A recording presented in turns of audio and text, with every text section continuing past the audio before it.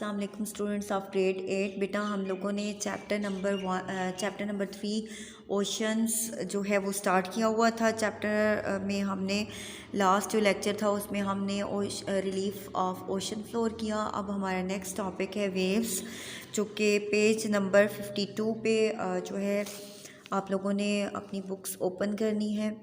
अब वेव्स जो है उनके बारे में हम पढ़ेंगे कि वेव्स बेसिकली क्या हैं। लहरें जो है वो समंदर में उठती हुई लहरें जो है उनके लिए हम एक ही वर्ड यूज़ कर लेते हैं वेव्स का, लेकिन ये मुख्तलिफ़ तरीक़ों से समंदर के अंदर जो है वो उसको अफेक्ट करती हैं। तो आगे सबसे पहले जो इसकी सबसे पहली किस्म है उसको हम डिस्कस करेंगे वेव्स को।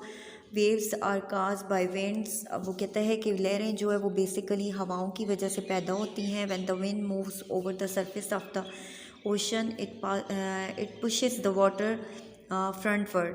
अब वो कहता है जब हवा जो है वो इसकी समंदर की सतह के ऊपर चलती है, उसकी सरफेस के ऊपर, तो वो उसको पुश करती है, पानी को आगे की तरफ पुश करती है, और जिसकी वजह से हमें लहरें उठती हुई नज़र आती हैं। The molecules of water gain some of the kinetic energy from the air molecules in friction। अब वो कहता है रगड़ की वजह से एयर मॉलिक्यूल्स जो इनसे रगड़ खाने की वजह से जो हरकी तवानाई है जो है वो बेसिकली उसके जो मॉलिक्यूल हैं वो पानी के अंदर जो है वो मूवमेंट पैदा करते हैं, और जो है वो पानी मूव करता हुआ हमें नज़र आता है आगे की तरफ। Apparently it looks like the waves are moving horizontally in a forward direction.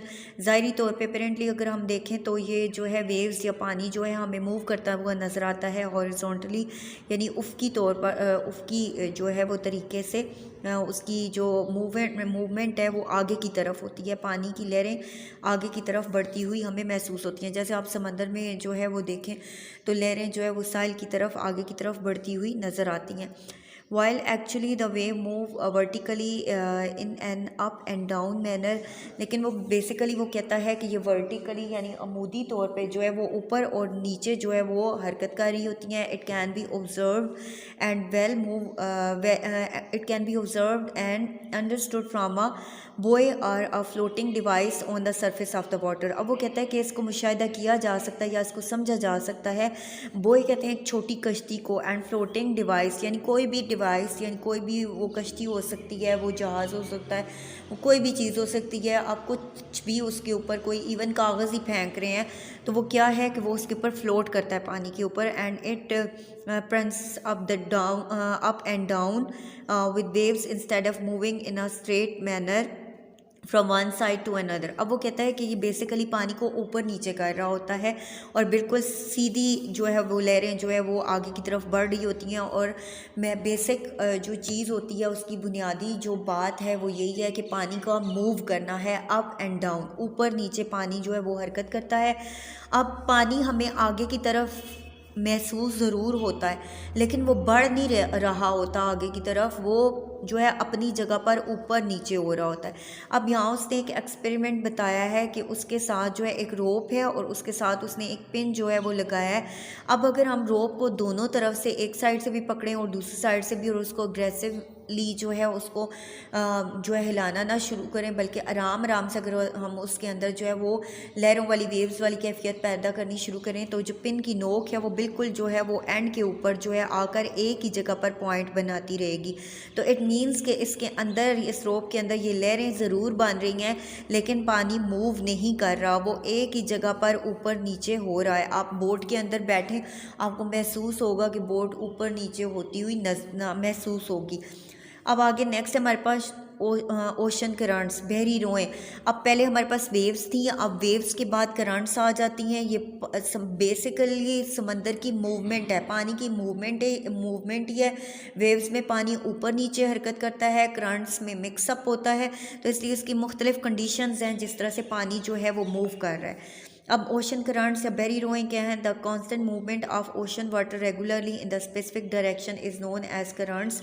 मुसलसल पानी का जो बहना है रेगुलर एक मखसूस जो है डायरेक्शन में, उसको हम बहरी रोइंग कहते हैं। And the weight, depth and speed of the ocean current vary and their length goes up to 1000 of kilometers. अब वो कहता है कि जो समंदर की जो विड्थ है और डेप्थ है, यानी उसकी जो अर्ज़ है उसकी और उसकी जो गहराई है, उसकी चौड़ाई और उसकी गहराई जो है, और उसकी स्पीड यानी पानी की जो है रफ़्तार कितनी है, उस पे जो है वो करंट्स जो है वो वेरी करती हैं, यानी वो मुख्तलिफ होती हैं, किसी जगह पर ज़्यादा होती हैं, किसी जगह पर कम होती हैं।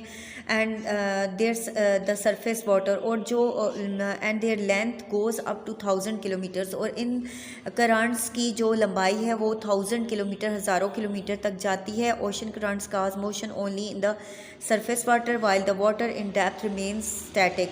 अब वो कहता है कि जितनी भी हरकत होती है वो पानी जो है उसकी सतह के ऊपर होती है, नीचे समंदर की गहराई में पानी जो है वो साकत रहता है। मैंने जैसे क्लास में आपको पहले बताया कि पानी सिर्फ ऊपर से ठंडा होना शुरू होता है और नीचे उसका टेम्परेचर जो है वो उसी तरह से सेम रहता है, और उसके बाद जो है इस गर्म ठंडे पानी को या सॉल्टी और लेस सॉल्टी वाटर को जो है मिक्सअप करने के लिए अल्लाह पाक ने करंट्स पैदा किए हैं। जिस तरह से एक स्पून है जो स्टीर करती है, जिसको हम स्टीर करते हैं उसके अंदर ग्लास के अंदर, तो उसी तरह से पानी को मिक्स करती है, तो वो ही तरीका करंट्स का भी है। अब अगर जो है करंट्स के बारे में पहले इसीलिए क्लास में हम पहले डिस्कस कर चुके हैं कि पानी के अंदर ही हमें पानी की एक मखसूस जगह से पानी हमें बहता हुआ नज़र आए, तो वो पानी का जो बहाव है वो सिर्फ समंदर के पानी के ऊपर वाली सतह पे हो रहा है, और वो पानी दूसरे पानी में गर्म और ठंडे पानी में मिक्स हो रहा है, और सॉल्टी वाटर है या लेस सॉल्टी वाटर है उसके अंदर मिक्स हो रहा है। तो ये सारा काम सिर्फ समंदर की सतह के ऊपर हो रहा है। फिर उसके बाद ऊपर वाला पानी जो है नीचे वाले पानी के अंदर मिक्स हो रहा है, और जो है गर्म ठंडे में मिक्स हो रहा है, और नमक वाला पानी ज़्यादा नमक वाला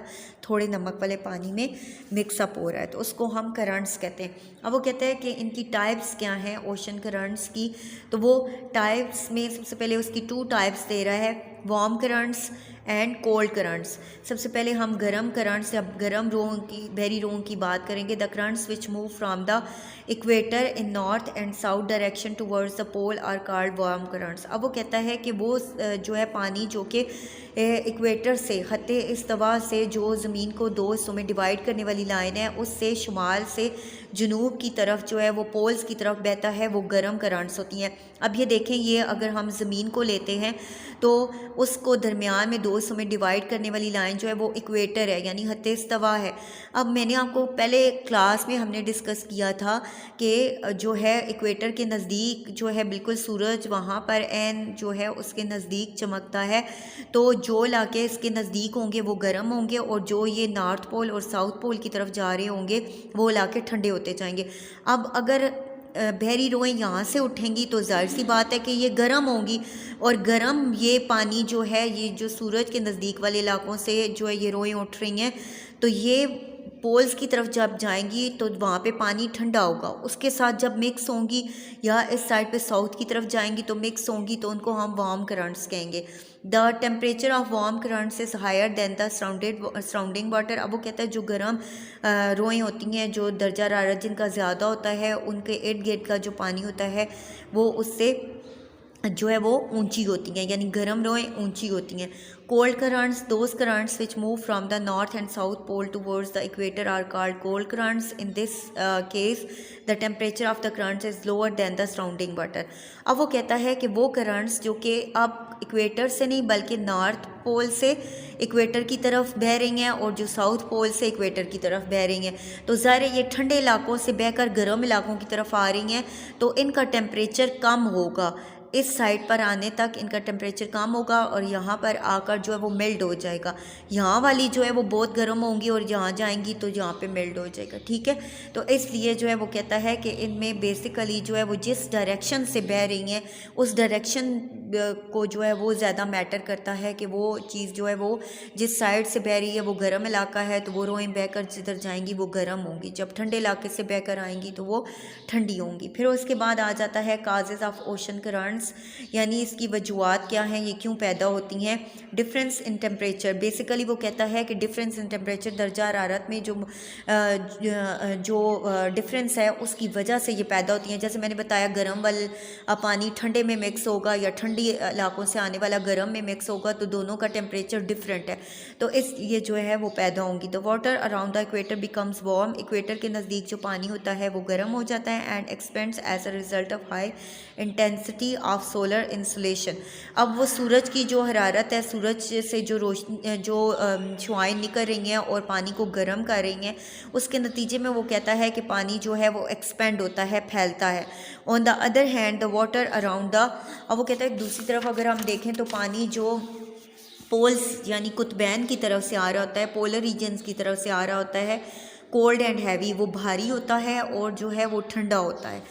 this dense water sinks down, ये गाढ़ा पानी जो है, डेंस गाढ़ा, ये गाढ़ा पानी सिंक्स डूबता है नीचे, and water from the surrounding flows to fill this gap, जब ये नीचे की तरफ बह के जाता है तो जो पानी इर्द गिर्द का होता है वो इस गैप को फिल करता है, यानी वो इस खला को पुर करता है, और उस खला में जब वो मिक्स होता है तो वो बिल्कुल गोल होके जो है वो मिक्सअप होने लगता है। फिर आगे सोलर इंसुलेशन क्या है, the amount of solar energy received by given area, specific area during a specific time is called solar insulation. Solar insulation किसे कहते हैं, बेसिकली वो इलाका जहाँ पर सूरज की शुआएँ पड़ रही होती हैं और वो इलाका या ज़मीन का वो हिस्सा या समंदर का या कोई भी चीज़ वहाँ पे मौजूद है, उसका वो हिस्सा जो कि सूरज की जितनी हरारत अपने अंदर एब्जॉर्ब कर रहा होता है, उसको जो है वो ले रहा होता है, तो उसको जो है उस स्पेसिफिक एरिया जो जितनी सोलर जो है वो अमाउंट लेता है एनर्जी की, तो उसको हम सोलर इंसुलेशन कहते हैं। डिफरेंस इन वाटर सैलिनिटी, अब शोरियत क्या है, शोरियत बेसिकली सैलिनिटी कहते हैं या शोरियत कहते हैं नमकीन होने को, खारा होने को, कि पानी के अंदर पानी नमकीन कितना होता है समंदर का, उसमें शोरियत कितनी होती है। तो इसलिए डिफरेंस वो क्यों कह रहा है, यानी किसी में मिनरल्स जो है वो दरियाओं में से कम आ रहे होंगे तो वो समंदर का पानी कम नमकीन होगा, कोई जो है वो ज़्यादा नमकीन होगा। जैसे हमने डेड सी के बारे में पढ़ा तो उसका पानी ज़्यादा नमकीन है, उसमें कोई भी लिविंग बीइंग नहीं सर्वाइव कर सकता, और अगर आप उसमें गिर जाएं तो आप उसमें डूबते भी नहीं हैं, गंधक और नमक की वजह से। तो इसलिए ज़्यादा होगा तो फिर जो है उसके डिफरेंस की वो बात कर रहा है, कम या ज़्यादा की बात कर रहा है। With increase in salinity the density of water increases, और वो कहते हैं इस नमकीन होने की वजह से पानी की जो डेंसिटी है वो बढ़ती है, एंड बिकम्स हैवियर, और जो है वो भारी हो जाता है पानी, and the water with high density moves downward, ये भारी पानी जो है ये नीचे की तरफ बहता है, and the less dense water rise up, और जो कम भारी पानी होता है यानी गर्म पानी जो कम या जिसमें सॉल्ट नहीं होता वो ऊपर की तरफ होता है। For example the water of Mediterranean sea is more saline as compare to Atlantic ocean. अब वो कहता है अटलांटिक ओशन की निस्बत अगर देखा जाए तो मेडिटेरियन यानी बहरा रोम का जो समंदर है, बहरा रोम जो है उसका पानी जो है वो ज़्यादा नमकीन है। Therefore the water of Atlantic ocean move to the Mediterranean sea. अब वो कहता है अटलांटिक ओशन या समंदर का जो पानी है वो बहरा रोम की तरफ बहता है through the strait of Gibraltar, strait of Gibraltar जो है उसकी तरफ, and currents move back to Atlantic along the bottom, और जो अटलांटिक ओशन से उठने वाली जो बहरी रोएँ हैं वो तय में चली जाती हैं, वो बॉटम में बहती हैं। This difference in salinity also produces currents. अब वो कहता है कि बेसिकली ये जो डिफरेंस है ये जो करंट्स जो है वो पैदा करता है, और हमारे लिए ये डिफरेंस जो है उसको नमक की मिकदार को ज़्यादा कर देता है। आगे नेक्स्ट है हमारे पास कन्फिग्रेशन ऑफ लैंड, बरियाज़मों की बनावट, यानी बरियाज़म कैसे बनते हैं, कॉन्टिनेंट्स कैसे बनते हैं। Ocean currents are also cause due to the variations of the shapes of the continents. अब वो कहता है करंट्स जो है वो बेसिकली उनमें वेरी इसलिए होती हैं क्योंकि जो है जो हमारे कॉन्टिनेंट्स हैं उनकी शेप जो है वो डिफरेंट है। The southern tip of the continent Africa divides the basin of Atlantic ocean into 2 parts. अब वो कहता है जो जनूबी जो टिप है वो कॉन्टिनेंट या बरियाज़म अफ्रीका जो है उसको डिवाइड करती है basin of Atlantic ocean into 2 parts, इसको 2 हिस्सों में तकसीम करती है, resulting in the formation of 2 different types of currents, जिसकी वजह से 2 मुख्तलिफ किस्म के करंट्स पैदा होते हैं, यानी वार्म भी और कोल्ड भी। ठीक है, तो इसलिए जो है वो करंट्स बेसिकली डिपेंड करती हैं। वेव्स का हमने किया कि वो एक ही जगह पर मूव करती रहती हैं, आगे नहीं बढ़ती। करंट्स मूव करती हैं और जो है वो बेस करती हैं पानी के ठंडा गर्म होने पर, उसके वेरी होने पर, उसके टेम्परेचर के वेरी होने पर, और उसकी जो सैलिनिटी है या उसकी शोरियत जो है उसके डिफरेंट होने पर जो है वो डिपेंड करती हैं। आई होप बेटा आपको यहाँ तक समझ आ गया होगा। नेक्स्ट टाइड्स हम शुरू करेंगे नेक्स्ट अपने लेक्चर में। Thank you students.